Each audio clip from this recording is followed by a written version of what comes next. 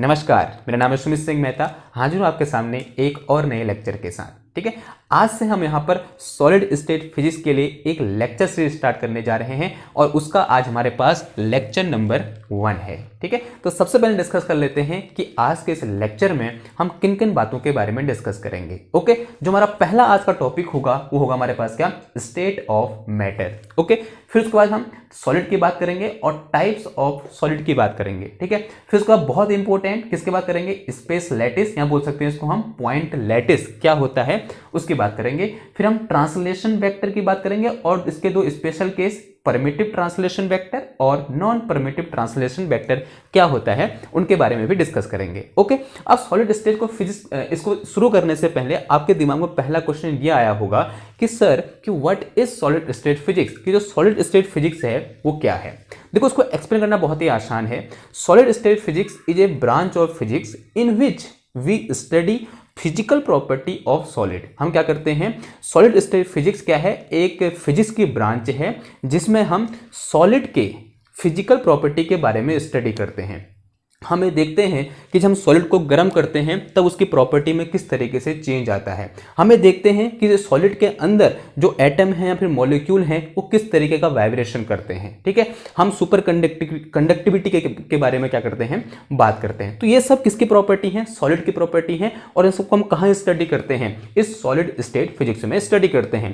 धीरे धीरे जैसे जैसे हमारे लेक्चर सीरीज आगे बढ़ेगी आपको पता चलता रहेगा कि क्यों हम सॉलिड स्टेट फिजिक्स पढ़ रहे हैं। ठीक है, तो फिलहाल इतना जान लो कि सॉलिड स्टेट फिजिक्स में क्या करते हैं, हम किसी सॉलिड की फिजिकल प्रॉपर्टी की स्टडी करते हैं। ठीक है, वो फिजिकल प्रॉपर्टी कौन कौन होंगी वो जैसे जैसे लेक्चर सीरीज आगे बढ़ेगी आपको उसका अंदाजा होते जाएगा। नाउ अब हम जानते हैं हमारे नेचर में जो मैटर है वो कितनी स्टेट में होता है, 3 स्टेट में होता है। कौन कौन सी, सॉलिड, लिक्विड और गैस। ठीक है, हमने ये पढ़ा हुआ है, क्लास 8 से हमें पढ़ते हुए आ रहे हैं कि हमारे नेचर में जो मैटर होता है वो 3 स्टेट में होता है। कौन कौन सी, सॉलिड, लिक्विड और गैस। तो जो स्टेट ऑफ मैटर है वो कितनी होती है, 3 टाइप की होती हैं। कौन कौन सी, सॉलिड, लिक्विड और गैस। ये कब है, जब आप ग्रेजुएशन लेवल में हो। अगर आप पोस्ट ग्रेजुएशन लेवल में हो तो वहां पर एक और स्टेट जुड़ जाती है जिसे हम प्लाज्मा बोलते हैं। तो वहां पर 4 स्टेट हो जाती है। ठीक है, सॉलिड, लिक्विड, गैस और प्लाज्मा। लेकिन अभी हम कहाँ हैं, अंडर ग्रेजुएट लेवल में हैं। तो हम क्या पढ़ेंगे कि जो हमारे पास मैटर है उसकी सिर्फ 3 स्टेट होती हैं।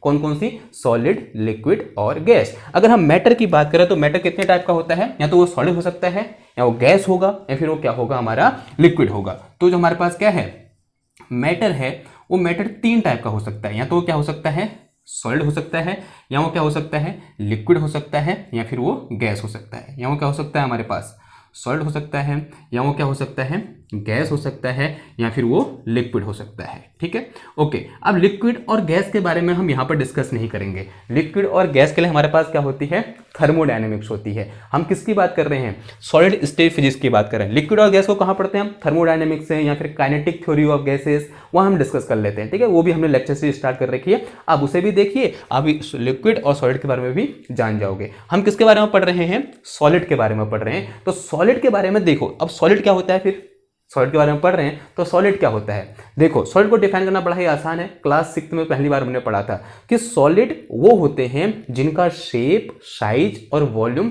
फिक्स होता है। जिनका शेप,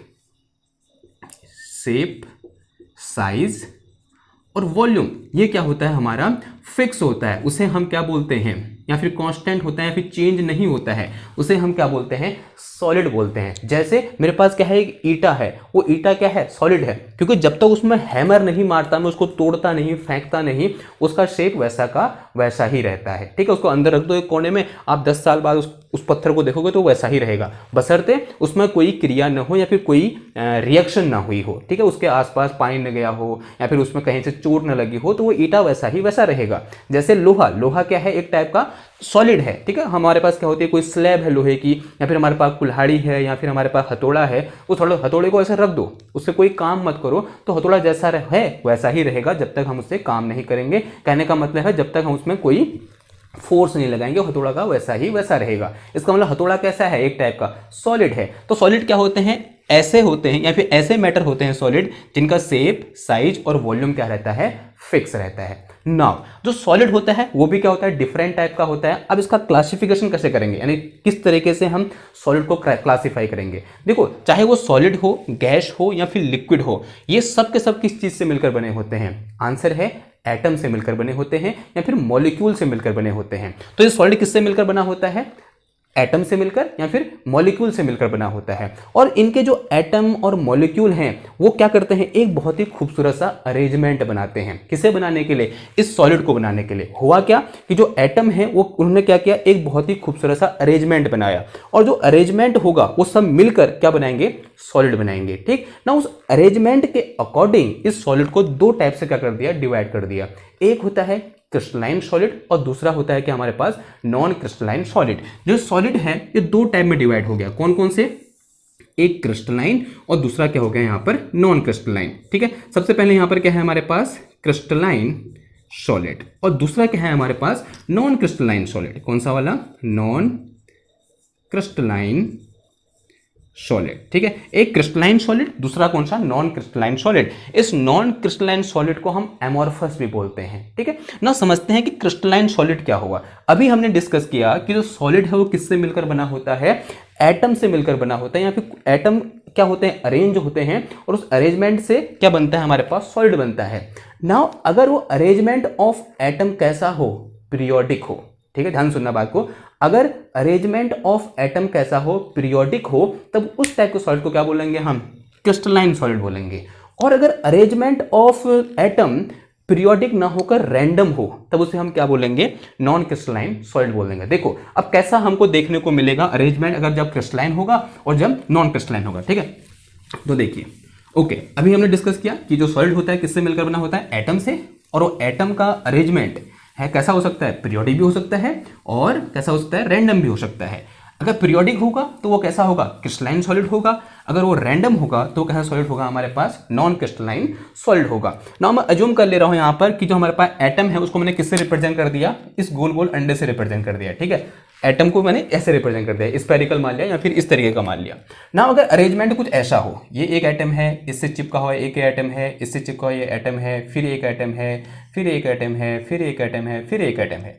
नाउ अगेन यहाँ भी एक एटम है, यहाँ भी एक एटम है, यहाँ भी एक एटम है, यहाँ भी एक एटम है, यहाँ भी एक एटम, यहाँ भी एक एटम, यहाँ भी एक एटम, फिर अगेन यहाँ पर, यहाँ पर, यहाँ पर, यहाँ पर, यहाँ पर, यहाँ पर, यहाँ पर, यानी ये सारे के सारे एटम क्या हुए, अरेंज हुए, उन्होंने क्या बनाया, सॉलिड बनाया। अब यहाँ पर आप देख कर ही बता सकते हो कि ये अरेंजमेंट कैसा है, रैंडम है या फिर पीरियोडिक है, या बोल सकता हूं मैं कैसा, रेगुलर अरेंजमेंट है या फिर इनरेगुलर, या फिर कैसा बोल सकते हैं, रैंडम है। कैसा है ये, रेगुलर अरेंजमेंट है, बोल सकते हैं पीरियोडिक अरेंजमेंट है। अगर आपको ऐसा नहीं लग रहा है कि ये एटम अपने आप को यहां पर रिपीट कर रहा है, फिर ये अपने आप को यहां पर रिपीट कर रहा है, फिर अपने आप को यहां पर रिपीट कर रहा है, क्योंकि ये सारे के सारे एटम कैसे दिख रहे हैं, सेम दिख रहे हैं, और इन दोनों के बीच की डिस्टेंस भी क्या है, सेम है, इन दोनों के बीच का सेपरेशन क्या है, सेम है। यानी यहां पर जो अरेंजमेंट है वो कैसा है, पीरियोडिक है, या बोल सकता हूं मैं रेगुलर अरेंजमेंट है। जो हमारे पास क्रिस्टलाइन सॉलिड होता है वो कैसा देखने को मिलता है, ऐसा देखने को मिलता है। या फिर क्रिस्टलाइन सॉलिड के अंदर जो हमारे पास एटम का अरेंजमेंट होता है वो कैसा होता है, कुछ इस टाइप का होता है। यानी कैसा अरेंजमेंट होता है, रेगुलर अरेंजमेंट होता है, या बोल सकते हैं पीरियोडिक अरेंजमेंट होता है। ठीक है, तो ये क्या हो गया, हमारे पास जो क्रिस्टलाइन सॉलिड है उसका जो एटम होंगे वो इस तरीके से क्या हुए होंगे, अरेंज हुए होंगे। तो यहां पर मैं लिख दूंगा कैसा ऑर्डर हो जाएगा, periodic arrangement of atom, periodic arrangement of atom. और लेकिन यहां क्या होगा, नॉन पीरियोडिक होगा, या कैसा होगा, वो रैंडम होगा। अब ये कैसे देखने को मिलेगा, ये तो क्या हो गया, क्रिस्टलाइन हो गया, ये किसका एग्जाम्पल हो गया हमारे पास, क्रिस्टलाइन। ओके, अगर मैं यहां पर किसकी बात करूं, नॉन क्रिस्टलाइन की बात करूं, तो वहां पर क्या होता है, एटम का अरेंजमेंट रैंडम होता है। तो कैसा देखने को मिलेगा, कुछ इस टाइप का देखने को मिलेगा कि एक एटम ये है, फिर एक एटम ये है, एक एटम ये है, फिर एक एटम ये है, फिर एक एटम ये है, और एक एटम ये है, एक एटम ये है, फिर एक एटम ये है, फिर एक एटम ये है, फिर अगेन ये है, अगेन ये है, फिर यहाँ ये है, फिर ये है, फिर ये है, फिर ये है, फिर ये। अब देखो क्या ये रैंडम है या फिर पीरियोडिक है, ऑब्वियसली कैसा है, ये रैंडम है, क्योंकि ये एटम का जो अरेंजमेंट है, सराउंडिंग है, इस एटम के सराउंडिंग से क्या है, अलग है। इसका मतलब यहां पर जो अरेंजमेंट हुआ एटम का वो कैसा हो रहा है, हमारे पास रैंडम हो रहा है, यानी ये पीरियोडिक नहीं है। तो ये कैसे हो गए, ये एटम कैसे हैं, रैंडमली अरेंज हैं। तो ये क्या हुआ, इस टाइप का क्रिस्टल या फिर इस टाइप का सॉलिड क्या कहलाएगा हमारे पास, नॉन क्रिस्टलाइन सॉलिड कहलाएगा। तो ये किसका एग्जांपल हो गया हमारे पास, नॉन क्रिस्टलाइन सॉलिड।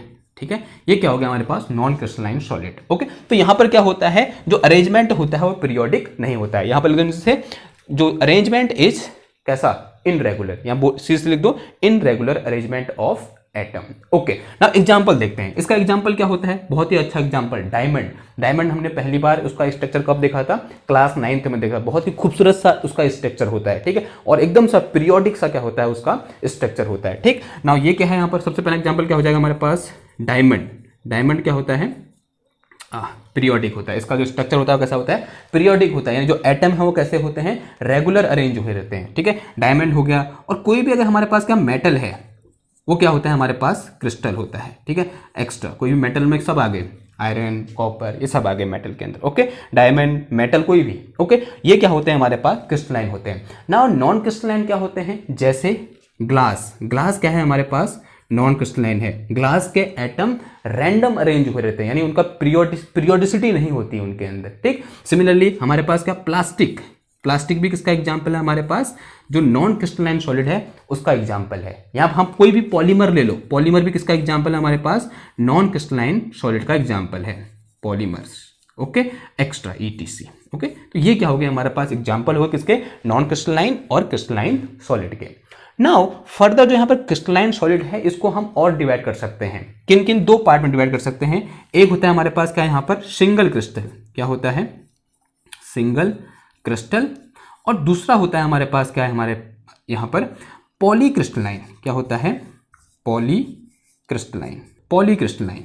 ओके, ना सबसे पहले समझते हैं कि सिंगल क्रिस्टल से क्या मतलब हुआ, कि जो क्रिस्टलाइन सॉलिड होते हैं वो दो पार्ट में डिवाइड होते हैं फर्दर। एक होता है क्या, सिंगल क्रिस्टल, दूसरा पॉलीक्रिस्टलाइन। सबसे पहले समझते हैं सिंगल क्रिस्टल से क्या मतलब हुआ। सिंगल क्रिस्टल, ओके, अगर एटम की पीरियोडिसिटी पूरे मैटर के दौरान सेम हो, देखो ध्यान सुनना बात को, अगर एटम की पीरियोडिसिटी पूरे मैटर के दौरान सेम हो तब उस टाइप के क्रिस्टल को हम क्या बोल देते हैं, सिंगल क्रिस्टल बोल देते हैं। या बोल सकते हैं उस टाइप के क्रिस्टलाइन सॉलिड को क्या बोल देते हैं हम, सिंगल क्रिस्टल बोल देते हैं। तो सिंगल क्रिस्टल में कुछ ऐसा होगा, कुछ इस टाइप का देखने को मिलेगा। ठीक, सिंगल क्रिस्टल यानी पूरे क्रिस्टल के दौरान जो पीरियोडिसिटी है वो क्या रहेगी हमारे पास, सेम रहेगी। अगर ये पीरियोडिसिटी है, पहली 4 एटम, यहां पे बोल सकते हैं 9 एटम की पीरियोडिसिटी ऐसी है। ओके, पहले 9 एटम इस तरीके से क्या हो रखे हैं, अरेंज हो रखे हैं। ठीक है, 3-3 करके। तो जो अगले के जितने भी एटम होंगे सब के सब ऐसे ही अरेंज होंगे। तो इसका मतलब यहां पर जो अगले 9 आएंगे वो भी ऐसे अरेंज होंगे कुछ इस तरीके से। ओके, जो अगले 9 आएंगे वो भी ऐसे अरेंज होंगे कुछ इस तरीके से। ओके, इस तरीके से, इस तरीके से, इस तरीके से, ये यानी पूरे क्रिस्टल के अंदर बोल सकते हैं, पूरे सॉलिड के अंदर जो एटम का अरेंजमेंट है या फिर पीरियोडिसिटी है वो क्या है, सेम है। तो उसे हम क्या बोल देंगे, सिंगल क्रिस्टल बोल देंगे। इतनी बात समझ में आई ना। अब बात करते हैं किसकी, पॉलीक्रिस्टलाइन। किसकी बात करते हैं, पॉलीक्रिस्टलाइन। अब पॉली का मतलब क्या होता है, एक से ज्यादा, पॉलीक्रिस्टलाइन। ओके, जैसे नाम से पता चल रहा है पॉलीक्रिस्टलाइन। अब पॉली का मतलब क्या हुआ, एक से ज्यादा, क्रिस्टलाइन का मतलब एक सॉलिड का टाइप, यानी उसके अंदर क्या होंगे, एक से ज्यादा क्रिस्टलाइन सॉलिड होंगे। देखो ऐसा, इसका मतलब क्या हुआ, मैंने अज्यूम किया कि किसी एटम के अंदर बहुत सारे क्या है, सॉरी, किसी सॉलिड के अंदर बहुत सारे एटम हैं, तो कुछ इस तरीके से अरेंज, पहला जो ग्रुप है एटम का वो कुछ इस तरीके से अरेंज हो रखा है, यानी जो 9 एटम हैं वो इस तरीके से अरेंज हुए। ठीक है, ये क्या था, पहला ग्रुप था। कितने, 9 एटम का पहला ग्रुप था ना। अगर वो सिंगल क्रिस्टल होता तो अगले 9 भी ऐसे ही अरेंज होते, लेकिन वो कैसा है, पॉलीक्रिस्टलाइन है। तो जो अगले 9 होंगे उनकी जो पीरियोडिसिटी होगी इनसे क्या होगी, अलग होगी। जरूरी नहीं है कि 9 ही हो, वो 12 भी हो सकते हैं, 10 भी हो सकते हैं, वो 2 भी हो सकते हैं। ठीक है, लेकिन कंडीशन क्या है कि उन एटम की पीरियोडिसिटी इन एटम की पीरियोडिसिटी से क्या होगी, अलग होगी। तो अज्यूम कर लिया कि वो कुछ इस तरीके से अरेंज हो रखे हैं ये। ठीक है, तो अब देखो ये जो अरेंजमेंट है इस अरेंजमेंट से क्या है, अलग है ना। ये भी क्या है, पीरियोडिक है। देखो ये भी क्या है, पीरियोडिक है, लेकिन इनकी पीरियोडिसिटी क्या है, अलग है। ये भी पीरियोडिक है, ये भी पीरियोडिक है, लेकिन दोनों की पीरियोडिसिटी क्या है, अलग है। तो एक क्रिस्टलाइन ये हो गया और एक क्रिस्टलाइन ये हो गया। अगेन अज्यूम कर लिया कि एक क्रिस्टलाइन और है यहां पर कुछ इस तरीके से, उसकी पीरियोडिसिटी कुछ ऐसी है। ओके, ये ये भी पीरियोडिक है, ये भी पीरियोडिक है, ये भी पीरियोडिक है, लेकिन तीनों की पीरियोडिसिटी क्या है, अलग अलग है। तो यहां पर क्या है, 3 क्रिस्टलाइन हो गए, एक क्रिस्टलाइन ये हो गया, एक क्रिस्टलाइन ये हो गया और एक क्रिस्टलाइन ये हो गया, और ये तीनों क्रिस्टलाइन मिलकर क्या बना रहे हैं, एक पॉली क्रिस्टलाइन बना रहे हैं। यानी यहां पर एक से ज्यादा क्रिस्टलाइन सॉलिड या फिर कहते हैं एक से ज्यादा पीरियोडिसिटी वाले अरेंजमेंट मिलकर एक सॉलिड बना रहे हैं, और इस टाइप के सॉलिड को क्या बोल देते हैं हम, पॉली क्रिस्टलाइन बोल देते हैं। ठीक है, और जो यहां पर एक ग्रुप है, अलग अलग पीरियोडिसिटी के जो ग्रुप हैं, इन्हें हम क्या बोलते हैं, ग्रेन बोलते हैं। देखो यहां पर एक ग्रुप ये है, एक ग्रुप ये है और एक ग्रुप ये है। जो ये ग्रुप है ये वाला, इसे हम क्या बोलते हैं, ग्रेन बोलते हैं। क्या बोलते हैं, ग्रेन। ओके, और जो इन ग्रुप को जो अलग करती है या फिर ग्रेन को जो बाउंड्री अलग करती है, जो रेड कलर से दिखा रखी है, इसे हम क्या बोलते हैं, ग्रेन बाउंड्री बोलते हैं। क्या बोलते हैं हम इसको, ग्रेन बाउंड्री। ओके, और जो मैक्सिमम हमारे पास सॉलिड होते हैं वो कैसे होते हैं, पॉलीक्रिस्टलाइन होते हैं। यानी बहुत कम ऐसे सॉलिड होते हैं जिनमें एटम की periodicity through out the atom, sorry क्या बोलते हैं, सॉलिड की periodicity through out the solid क्या रहे, सेम रहे। थोड़ी देर पीरियोडिसिटी चलती है फिर टूट जाती है, थोड़ी देर चलती है फिर टूट जाती है, थोड़ी देर चलती है फिर टूट जाती है। यानी कुछ इस टाइप का हमको अरेंजमेंट देखने को मिलता है एटम का। तो जो मैक्सिमम नंबर ऑफ हमारे पास सॉलिड होते हैं वो कैसे होते हैं, पॉली क्रिस्टलाइन होते हैं। ठीक है, तो ये तो क्या हो गया, हमारा क्लासिफिकेशन हो गया किसका, सॉलिड का। तो हमने क्या पढ़ा, सॉलिड इनिशियली 2 टाइप के होते हैं, crystalline solid and non crystalline solid, depending upon कि उनके एटम किस तरीके से अरेंज हो रखे हैं। अगर पीरियोडिक अरेंजमेंट है तो क्रिस्टलाइन सॉलिड, अगर कैसा है, रैंडम अरेंजमेंट है तो non crystalline solid. Further crystalline solid को 2 पार्ट में डिवाइड कर दिया, सिंगल क्रिस्टल और पॉलीक्रिस्टल। अब सिंगल क्रिस्टल का मतलब कि थ्रू आउट द सॉलिड जो हमारे पास पीरियोडिसिटी है एटम की वो क्या है, सेम है। लेकिन जो पॉलीक्रिस्टलाइन होगा उसमें क्या होंगे, छोटे छोटे ग्रुप होंगे, यानी छोटे छोटे क्रिस्टलाइन सॉलिड के ग्रुप होंगे। जैसे यहां पर ये क्या है, एक अरेंजमेंट है, ये क्या है, एक अरेंजमेंट, ये क्या है, एक अरेंजमेंट। यानी जो पीरियोडिसिटी है एटम की वो थ्रू आउट द क्या बोलते हैं, सॉलिड सेम नहीं है। तो इस टाइप के सॉलिड को क्या बोलते हैं हम, पॉलीक्रिस्टलाइन सॉलिड बोलते हैं। ओके, इतनी बात क्लियर हुई। नाउ अब आगे बढ़ते हैं, अब बात करते हैं किसकी, अगेन इस सॉलिड स्टेट फिजिक्स की। ओके, सॉलिड के बारे में पढ़ लिया ना। सॉलिड स्टेट फिजिक्स में क्या करते हैं बोला हमने, जब हमने लेक्चर स्टार्ट किया हमने बोला कि सॉलिड स्टेट फिजिक्स में क्या करते हैं, हम सॉलिड की फिजिकल प्रॉपर्टी के बारे में डिस्कस करते हैं। नाउ किसी भी सॉलिड की फिजिकल प्रॉपर्टी या फिर उसके स्ट्रक्चर के बारे में डिस्कस करने से पहले कुछ ज्योमेट्रिकल फॉर्मुलेशन करना बहुत ही जरूरी होता है, या फिर कुछ ऐसा ज्योमेट्रिकल क्या बोल सकते हैं, कुछ ज्योमेट्री को एक्सप्लेन करना। कुछ ऐसी ज्योमेट्री होती हैं सॉलिड स्टेट फिजिक्स में, उनको एक्सप्लेन करना क्या रहता है, बहुत ही जरूरी रहता है। ठीक है, अब जैसे कि अभी हमने क्या किया कि जो सॉलिड होते हैं वो किससे मिलकर बने होते हैं, एटम या मॉलिक्यूल से मिलकर बने होते हैं। थोड़ी देर के लिए हम मान लेते हैं सिर्फ एटम की बात करते हैं। तो जो सॉलिड है वो किससे मिलकर बने होते हैं, एटम से मिलकर बने होते हैं। तो कुछ इस टाइप का सोचेंगे कि हम उन एटम को कुछ ज्योमेट्रिकल पॉइंट से या बोल सकते हैं आर्बिट्री पॉइंट से क्या कर देंगे, रिप्लेस कर देंगे और एक ज्योमेट्री टाइप की बनाएंगे। और हमको पता है किसी एक सॉलिड के स्ट्रक्चर को स्टडी करने से अच्छा एक किताब में बनी हुई ज्योमेट्री को स्टडी करना क्या रहता है, आसान रहता है। तो हम अपनी आसानी के लिए या फिर अपनी कन्वीनियंस के लिए, अपनी सुविधा के लिए हम किसी एक एटम के स्ट्रक्चर को एक ज्योमेट्री का फॉर्म दे देंगे। ठीक है, और उस ज्योमेट्री जो फॉर्म हम देंगे उसी को हम क्या बोलते हैं, स्पेस लैटिस बोलते हैं, या फिर पॉइंट लैटिस बोलते हैं। ठीक है, तो सबसे पहले डिस्कस करते हैं, हिंट डालिए क्या, स्पेस लैटिस, या बोल सकते हैं उसको हम क्या, पॉइंट लैटिस। ओके, तो इसे मिटा लेते हैं, उसको डिस्कस करते हैं, स्पेस लैटिस। ओके, जैसे कि थोड़ी देर पहले हमने डिस्कस किया कि कोई हमारे पास अगर सॉलिड है तो सॉलिड किससे मिलकर बना होता है, एटम से मिलकर बना होता है। और हमने ये बोला कि ये कन्वीनियंट रहता है या फिर ये सुविधा रहती है कि अगर हम उन एटम को किससे रिप्लेस कर दें, छोटे छोटे पॉइंट से रिप्लेस कर दें, या बोल सकते हैं हम आर्बिट्री पॉइंट से रिप्लेस कर दें। ठीक है, अब हम जानते हैं अगर हमारे पास कोई भी सॉलिड है वो सॉलिड कहाँ होगा, 3 डायमेंशनल सॉलिड होगा। ठीक है, कोई भी हमको ऐसे 1 डायमेंशनल सॉलिड नहीं देखने को मिलेगा। जैसे ईटा है, जो ईट है वो ईट क्या है, 3 डायमेंशनल है। तो जो उसके एटम होंगे वो भी, उनका जो अरेंजमेंट होगा वो कितने डायमेंशन में होगा, 3 डायमेंशन में होगा। तो जो हमारे पास पॉइंट, हम जो आर्बिट्री पॉइंट अज्यूम कर रहे हैं किसको रिप्लेस करके, एटम को रिप्लेस करके, तो वो पॉइंट भी कहाँ होंगे, 3 डायमेंशनल एक अरेंजमेंट बनाएंगे। तो 3 dimensional arrangement of point in space is called space lattice. और कंडीशन ये होती है कि वहां पर जो हर पॉइंट का जो सराउंडिंग है वो कैसा रहे, हमारा आइडेंटिकल रहे। तो समझते हैं जो बोला हमने, इसको थोड़ा बहुत समझने की कोशिश करते हैं। नाउ अब यहाँ पर ये क्या है, हमारे पास 2 डायमेंशन है, तो यहाँ पर हम 3 डायमेंशनल पॉइंट तो नहीं ले सकते, लेकिन हम ऐसा अज्यूम करेंगे कि जो हमारा सॉलिड है वो कैसा है, 2 डायमेंशनल है। और 2 डायमेंशनल सॉलिड में जो एटम होंगे उसका अरेंजमेंट कैसा होगा, मैंने अज्यूम कर लिया कि मेरे पास क्या है यहाँ पर इन 2D, किस में बात कर रहे हैं हम यहाँ पर इन 2 डायमेंशन में बात कर रहे हैं। नाउ 2 डायमेंशन में मैंने अज्यूम कर लिया एटम को इस तरीके से, ठीक, थोड़ा दूर दूर बना रहा हूँ ताकि समझने में क्या रहे, आसानी रहे। ये क्या है, मेरे पास यहाँ पर कुछ एटम है जो कहाँ है, 2 डायमेंशन में है।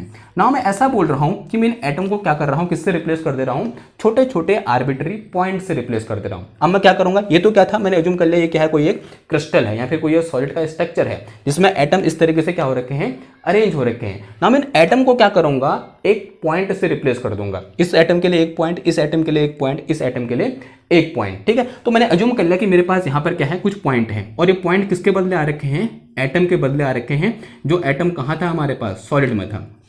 तो इस तरीके से मैंने क्या बना दिया, यहाँ पर ये पॉइंट बना दिए। फिर अगेन ये पॉइंट हो गया, ये पॉइंट हो गया, ये पॉइंट हो गया, ये पॉइंट हो गया, ये पॉइंट हुआ, ये पॉइंट हुआ, ये पॉइंट हुआ, ये पॉइंट हुआ, ये पॉइंट हुआ, फिर ये पॉइंट, ये पॉइंट, ये पॉइंट, ये पॉइंट, ठीक है। ये जैसे मैंने बुक में पढ़ा है वैसा ही मैंने यहाँ पर बना दिया, ठीक है। लेकिन ये है कहाँ पर, 2D में है, कहाँ पर है ये, 2 डायमेंशन में है। लेकिन एक्चुअल में सॉलिड कैसा होता है, 3 डायमेंशनल होता है। तो ऐसे ही पॉइंट कहाँ की ओर आएंगे, आपकी ओर भी आएंगे। तो मैं यहाँ पर बना तो सकता नहीं, तो मैंने सिर्फ कितना बनाया, यहाँ पर 2 डायमेंशन बना रखा है। नाउ अब देखो, जो यहाँ पर ईच पॉइंट है वो कैसा होता है, आइडेंटिकल होता है, सॉरी कैसा होता है, उसकी जो सराउंडिंग होती है वो कैसी होती है, आइडेंटिकल होती है। जैसा पॉइंट ये दिख रहा है वैसा ही पॉइंट ये भी दिखना चाहिए, वैसा ही पॉइंट ये भी दिखना चाहिए, वैसा ही पॉइंट ये भी दिखना चाहिए। कहने का मतलब क्या है कि इन सब के सब पॉइंट की जो सराउंडिंग है वो क्या है, आइडेंटिकल है। ओके, इतनी बात क्लियर हुई। नाउ अब ये कहाँ है, 2 डायमेंशन में, 2 डायमेंशन में है। और इस टाइप के अरेंजमेंट को, ठीक है, किस टाइप के, इस टाइप के पॉइंटों के अरेंजमेंट को, और वो अरेंजमेंट कैसा होना चाहिए, 3 डायमेंशनल होना चाहिए। और हर पॉइंट का जो सराउंडिंग है वो कैसा होना चाहिए, आइडेंटिकल होना चाहिए। उसे ही हम क्या बोल देते हैं, स्पेस लैटिस या फिर पॉइंट लैटिस बोल देते हैं। तो उसकी डेफिनेशन क्या हो जाएगी, क्या हो जाएगी, हम अगर स्पेस लैटिस को डिफाइन करने को बोलोगे तो क्या बोलोगे, it is a arrangement of infinite number of points in 3 dimension. देखो, what is space lattice, it is a arrangement of infinite number of point in 3 dimension with each point have identical surrounding, with each point have identical surrounding। यहां पर जो each point होगा उसकी surrounding कैसी होगी, same होगी। और ये कैसी लैटिस है, लैटिस सॉरी ये कैसी स्पेस लैटिस है, 2 डायमेंशनल स्पेस लैटिस बोल सकते हैं इसको हम, 2 डायमेंशनल पॉइंट लैटिस। तो ये क्या है मेरे पास, 2 डायमेंशनल पॉइंट लैटिस है। 2 डायमेंशनल क्यों बोला, क्योंकि ये क्या है, 2 डायमेंशनल है, क्योंकि यहाँ पर ऐसे पॉइंट बना सकता नहीं, सिर्फ यहाँ पर बना सकता हूँ। तो ये क्या है मेरे पास, 2 डायमेंशनल पॉइंट लैटिस है। डेफिनेशन क्या हो जाएगी, it is a arrangement of points in 3 dimension, it is a arrangement of points in 3 dimension with each point have same surrounding या फिर आइडेंटिकल सराउंडिंग। ओके, इतनी बात क्लियर हुई ना। अब इस लाइन को समझते हो जो बार बार हम बोल रहे हैं, आइडेंटिकल सराउंडिंग। अब आइडेंटिकल सराउंडिंग का मतलब क्या हुआ, identical surrounding. Okay, identical surrounding का मतलब क्या हुआ, मैंने अज्यूम कर लिया कि मेरे पास कोई पॉइंट है, कौन सा है यहाँ पर, ओ पॉइंट है, ठीक है, कोई पॉइंट क्या है मेरे पास यहाँ पर, ओ पॉइंट है।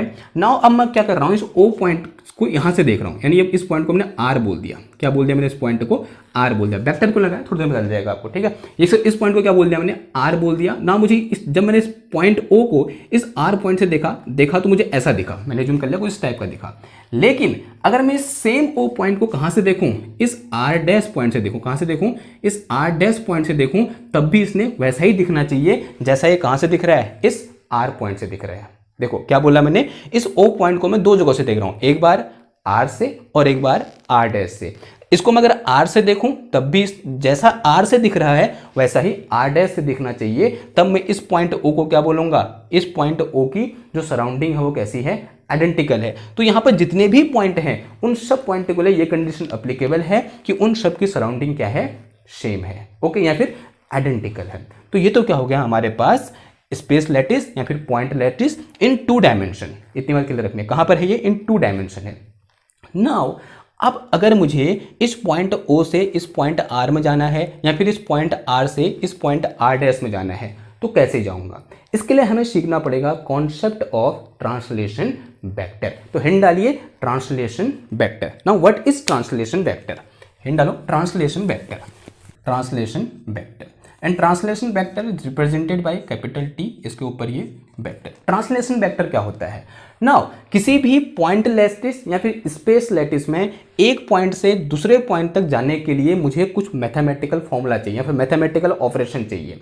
अब अगर मैं इस पॉइंट ओ से इस पॉइंट में आर डैश में जाना चाहता हूं तो मुझे क्या चाहिए? एक मैथमेटिकल फॉर्मुलेशन चाहिए या फिर बोल सकता हूं मैथमेटिकल ऑपरेशन चाहिए। और वो मैथमेटिकल ऑपरेशन मैंने क्या चूज किया? यहाँ पर वेक्टर यूज किया, यानी यहां से यहाँ एक वेक्टर खींच दूंगा, यानी मैं यहां से यहां जाने के लिए किसका यूज करूंगा? एक वेक्टर का यूज करूंगा और उसे मैं क्या बोल दूंगा? ट्रांसलेशन वेक्टर बोल दूंगा। तो ट्रांसलेशन वेक्टर क्या होता है? किसी भी स्पेस लैटिस या फिर पॉइंट लैटिस में एक पॉइंट से दूसरे पॉइंट तक जाने के लिए या फिर इस पॉइंट से इस पॉइंट तक जाने के लिए जिस मैथमेटिकल ऑपरेशन का यूज किया जाता है उसे हम क्या बोलते हैं? ट्रांसलेशन वेक्टर बोलते हैं। ठीक है ना। अगर मुझे इस पॉइंट ओ से कहां जाना है? इस पॉइंट आर में जाना है, तो क्या कर दूंगा? इस पॉइंट ओ से इस पॉइंट आर में क्या खींच दूंगा? एक वेक्टर खींच दूंगा। क्या खींच दूंगा? इस पॉइंट ओ से इस पॉइंट आर में एक वेक्टर खींच दूंगा। अगर मैं अज्यूम कर लेता हूं कि यहां से यहां तक का जो वेक्टर है इसे मैंने क्या बोल दिया? वेक्टर ए बोल दिया। ठीक है, इनका कुछ नाम होता है, इस वेक्टर ए का कुछ नाम होता है, अभी हम डिस्कस करेंगे। तो इस पॉइंट ओ से आर में जाने का जो ट्रांसलेशन वेक्टर हुआ, मैंने अज्यूम कर लिया ट्रांसलेशन वेक्टर क्या है मेरे पास? T1 है। Then this T1 can be written as कैसे? सिंपल A1, सॉरी क्या लिख दिया मैंने? सिंपल A लिख दिया। This translation vector T1 can be written as A। ठीक है, यानी जब मैंने O से R में गया तब तो ट्रांसलेशन वेक्टर वो क्या आया मेरे पास? A आया। ठीक है, सिमिलरली मैं अज्यूम कर लेता हूं कि मुझे इस पॉइंट O से कहां जाना है? इस पॉइंट R में जाना है। ठीक है, और जो ये वेक्टर लगा, इस वेक्टर का नाम क्या बोल दिया मैंने? वेक्टर बी बोल दिया। इस वेक्टर ए और वेक्टर बी को हम कुछ बोलते हैं, इनका कुछ स्पेसिफिक नाम होता है। सिंपल पहले अभी हम क्या बोल रहे हैं? सिंपल यहाँ पर वेक्टर बी बोल रहे हैं। देखो मैं कहां से गया? इस पॉइंट ओ से इस पॉइंट तक गया, मुझे क्या लगा? यहाँ पर वेक्टर बी लगा, सॉरी वेक्टर बी यहाँ पर ऐड किया हमने। तो यहाँ पर मेरे पास ट्रांसलेशन वेक्टर फॉर दिस, यानी ओ से यहां जाने के लिए ट्रांसलेशन वेक्टर होगा this T2 can be written as क्या हो जाएगा मेरे पास? यहाँ पर बी हो जाएगा। क्या हो जाएगा मेरे पास? बी हो जाएगा। नाउ अब मुझे अगर यहां से यहां जाना है, कहां से? इधर से इधर जाना है, तो क्या करूंगा मैं? एक ट्रांसलेशन, पहले ट्रांसलेशन वेक्टर ए, फिर ट्रांसलेशन वेक्टर ए, यानी ए को मैं 2 बार लगा दूंगा तो यहां कितना आ जाएगा? 2a आ जाएगा। सिमिलरली अगर मुझे यहां से यहां जाना है तो बी को कितनी बार लगा दूंगा? 2 बार लगा दूंगा, यानी यहां पर ट्रांसलेशन वेक्टर कितना आ जाएगा? 2b आ जाएगा। यानी मैं किसी भी पॉइंट में जाना चाहूं तो उस ट्रांसलेशन वेक्टर को मैं इस ए और बी के टर्म में लिख सकता हूं। तो इन जनरल देखो, इन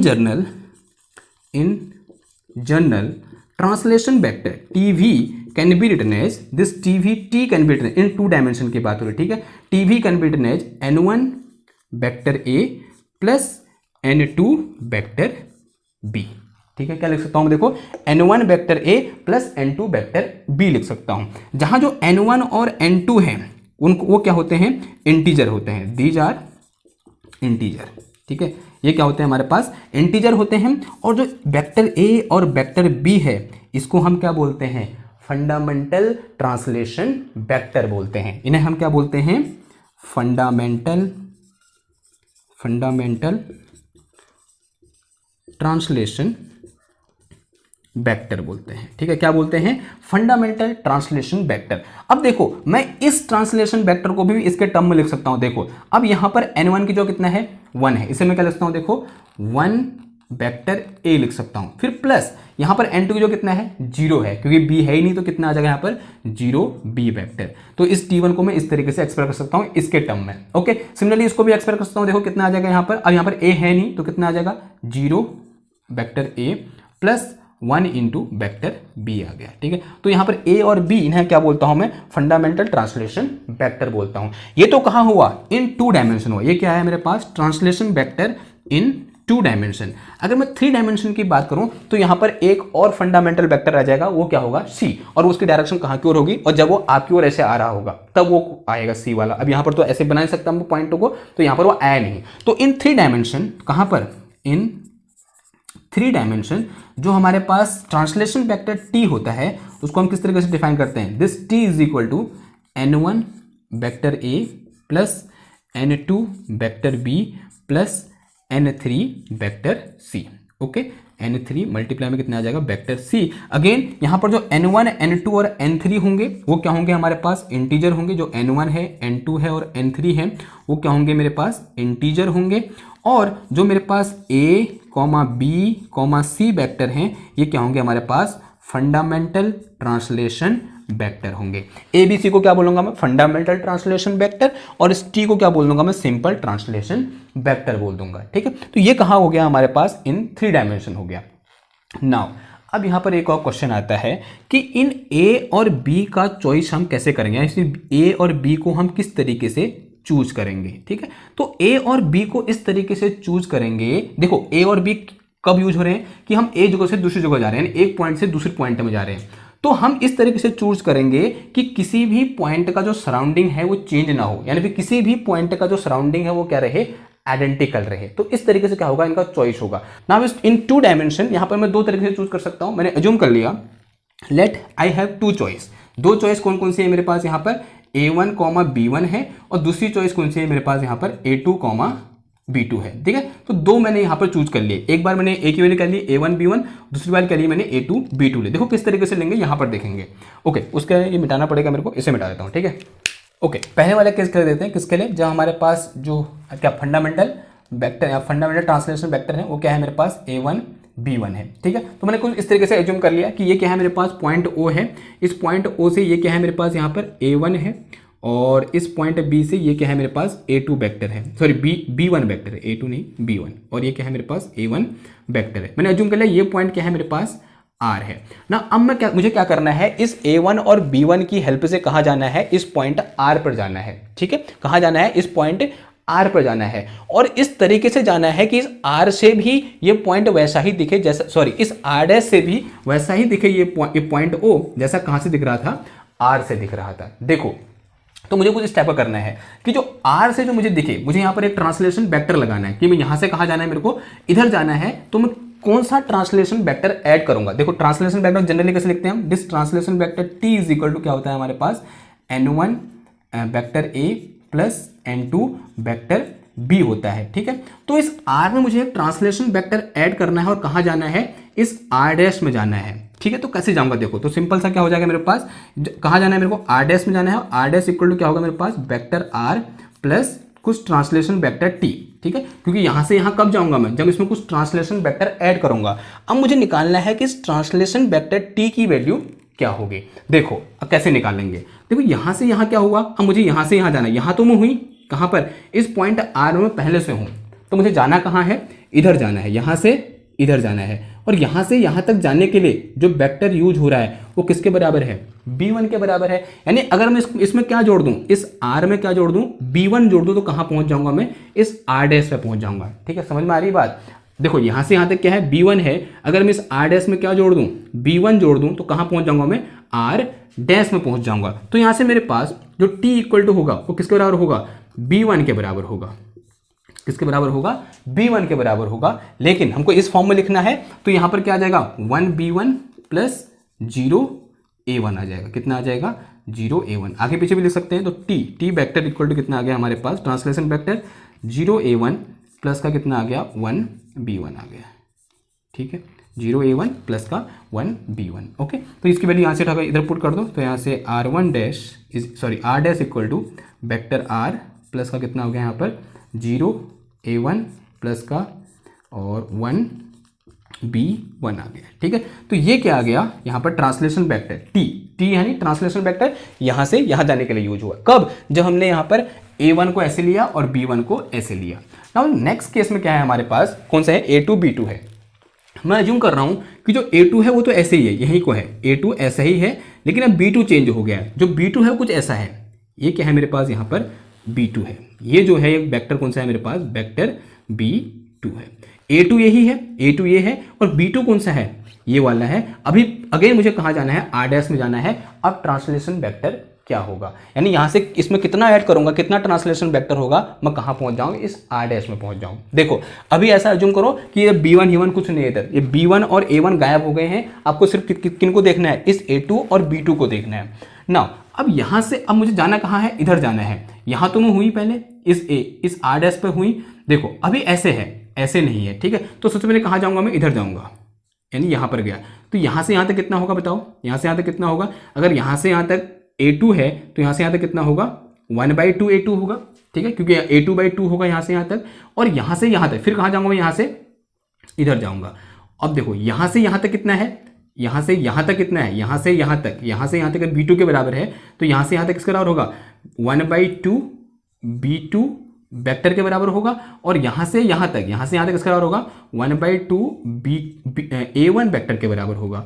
तो यहाँ से यहाँ जाने के लिए ट्रांसलेशन वेक्टर क्या हो गया, यहाँ पर t इक्वल टू कितना आ जाएगा हमारे पास, कितना आ जाएगा 1/2 a2 प्लस 1/2 b2। तो सेकेंड केस में जब हमारे पास क्या है, जो हमारे पास जो फंडामेंटल ट्रांसलेशन वेक्टर है वो क्या है हमारे पास a2 b2 है, तब उस केस में हमारे पास क्या हो जाएगा, जो r' पे जाने के लिए जो मैं यहाँ पर ट्रांसलेशन वेक्टर t ऐड करूंगा तो ट्रांसलेशन वेक्टर t किसके बराबर आ जाएगा मेरे पास 1/2 a2 प्लस 1/2 b2 के बराबर आ जाएगा, ठीक है। तो यहाँ से मेरे पास ये r' is equal to r plus 1/2 a2 plus 1/2 कितना हो गया b2 हो गया, ठीक, 1/2 b2। तो इस तरीके से मैं ट्रांसलेशन वेक्टर की हेल्प से एक स्पेस लैटिस में एक पॉइंट से दूसरे पॉइंट में जा सकता हूं। नाउ अब यहाँ पर एक इंपॉर्टेंट चीज, यहाँ पर जो n1 n2 है, ये क्या था n1, ये क्या है n2, ये क्या है यहाँ पर n1 है और ये क्या है n2 है, दोनों कैसे हैं इंटीजर हैं, कैसे हैं मेरे पास इंटीजर है। और इस केस में जो n1 और n2 है, ये क्या है n1, ये क्या है n2, अगर इससे कंपेयर करोगे तो ये क्या है मेरे पास n1, ये क्या है मेरे पास n2, दोनों कैसे हैं नॉन इंटीजर हैं, कैसे हैं मेरे पास नॉन इंटीजर है, या इस केस में कैसे हैं ये नॉन इंटीजर है। तो जब n1 और n2 की वैल्यू इंटीजर होती है तब इस टाइप के ट्रांसलेशन वेक्टर को हम बोलते हैं क्या, प्रिमिटिव ट्रांसलेशन वेक्टर। तो इसे हम क्या बोलते हैं, प्रिमिटिव ट्रांसलेशन वेक्टर। और जब n1 और n2 की वैल्यू कैसी होती है, नॉन इंटीजर होती है, या फिर ऐसी होती है 1/2 3/2 4/2 5/8 ऐसी टाइप की होगी, तब उसे हम क्या बोलते हैं, तब इस टाइप के ट्रांसलेशन वेक्टर को हम बोलते हैं क्या, नॉन प्रिमिटिव ट्रांसलेशन वेक्टर। क्या बोलते हैं, नॉन प्रिमिटिव ट्रांसलेशन वेक्टर बोलते हैं, ठीक है। तो ये क्या होगा ट्रांसलेशन वेक्टर, और ये क्या होगा नॉन प्रिमिटिव ट्रांसलेशन वेक्टर, और ये क्या होगा प्रिमिटिव ट्रांसलेशन वेक्टर। प्रिमिटिव कब होगा, जब n1 और n2 की वैल्यू क्या होगी इंटीजर होगी, और नॉन प्रिमिटिव कब होगा, जब n1 और n2 की वैल्यू क्या होगी यहाँ पर नॉन इंटीजर होगी, ठीक है। यहाँ पर 1/2 है और यहाँ कितनी है 0 और 1 है, ठीक है। तो इस तरीके से क्या कर दिया हमने यहाँ पर स्पेस लैटिस को एक्सप्लेन कर दिया और ट्रांसलेशन वेक्टर को भी एक्सप्लेन किया। ट्रांसलेशन वेक्टर क्या होता है, एक पॉइंट से दूसरे पॉइंट में जाने के लिए जो मैथमेटिकल ऑपरेशन होता है उसी को हम क्या बोलते हैं, ट्रांसलेशन वेक्टर बोलते हैं, ठीक है। तो ये क्या हो गया हमारा आज का लेक्चर नंबर 1 हो गया। आई होप आपको समझ में आया होगा। तो मिलते हैं आपसे नेक्स्ट क्लास में कुछ और नए टॉपिक के साथ, तब तक थैंक यू, धन्यवाद।